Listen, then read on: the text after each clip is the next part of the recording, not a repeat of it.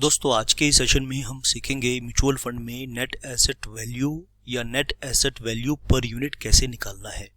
तो सबसे पहले इसमें यह है कि अगर कंटेंट को उसने स्टोरी की तरह दिया है, स्टोरी टाइप दिया है, तो आपने उसकी क्वेश्चन की बॉडी को देख के डरना नहीं है, उसके साइज को देख के डरना नहीं है।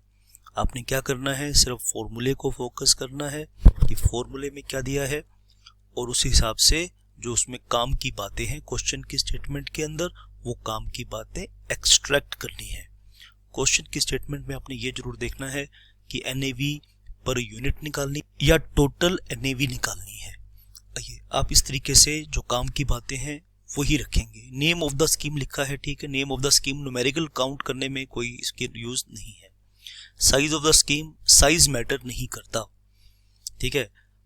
आज की वैल्यू मैटर करती है, याद रखना इस बात का। तो साइज को भी हमने यहाँ कंसीडर नहीं करना है, तो इसको भी हम कर देंगे यहां से strike.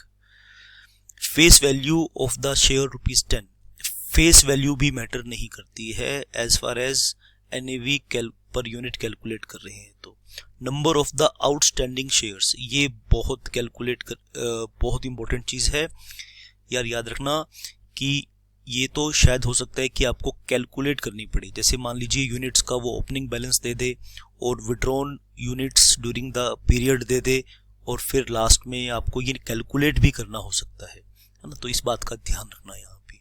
Market value of the funds investment receivable, market value ही तो मैटर करती है, इसको भी काम की चीज है। एक्रूड इनकम ऑफ ₹1 लाख दिया हुआ है, यानी वो इनकम जो हमने अकाउंट्स में मेंशन कर दी है लेकिन मिली नहीं है अभी। रिसीवेबल्स हैं जो मिलने हैं, यस, ये भी इसको हम ऐड करेंगे। लाइबिलिटीज को इसमें लेस करेंगे, 50,000 की लाइबिलिटी है इसके ऊपर। एक्रूड एक्सपेंसेस जिनको हमने अकाउंट्स में मेंशन कर दिया है लेकिन अभी पे करने हैं तो इसको लेस कर देंगे अभी। तो find out NAV per unit, आपको एनएवी इसमें कैलकुलेट कर लेनी है। तो फॉर्मूला आपने पहले याद रखना है। देखो फॉर्मूला क्या है, NAV per unit. Total investment, recoverable, receivable एक ही बात है, उसको ऐड कर देंगे। एक्रूड इनकम को भी ऐड कर देंगे, यानी जो अच्छी अच्छी चीजें हैं उनको ऐड कर देंगे, जो खराब चीजें हैं उनको लेस कर देंगे। लायबिलिटीज को लेस कर देंगे, एक्रूड एक्सपेंसेस को लेस कर देंगे। और ये जो टोटल आएगा, ये जब आप इस ब्रैकेट को सॉल्व करोगे तो उसको नंबर ऑफ यूनिट्स हमारे पास कितने दी थी, 10 लाख। याद रखो नंबर ऑफ यूनिट्स इसमें 10 लाख हैं, उससे डिवाइड कर देंगे तो एनएवी पर यूनिट यहाँ पे मिल जाएगा। और एक बात विशेष तौर पे याद रखना कि डिवाइड तभी करोगे जब पर यूनिट आस्क किया हो। अगर उसने एनएवी पूछा है, टोटल एनएवी पूछा है, तो फिर आप नंबर ऑफ यूनिट से डिवाइड नहीं करोगे। तो देखो दोस्तों, आप वो कहाँ खेलेगा आपको क्वेश्चन में, वो क्या चीजें, ये फॉर्मूला है कि investment receivable accrued income minus liabilities and expenses divided by per unit. अब वो कहाँ खेलेगा, वो हो सकता है कि आपको इन्वेस्टमेंट जो म्यूचुअल फंड ने की है वहां पे आपको लिख दे एसेट्स अंडर मैनेजमेंट, और वहां पे क्वेश्चन में वो डिफिकल्ट बनाने के लिए उसका एक्विजिशन प्राइस भी लिख दे और उसका मार्केट प्राइस भी लिख दे।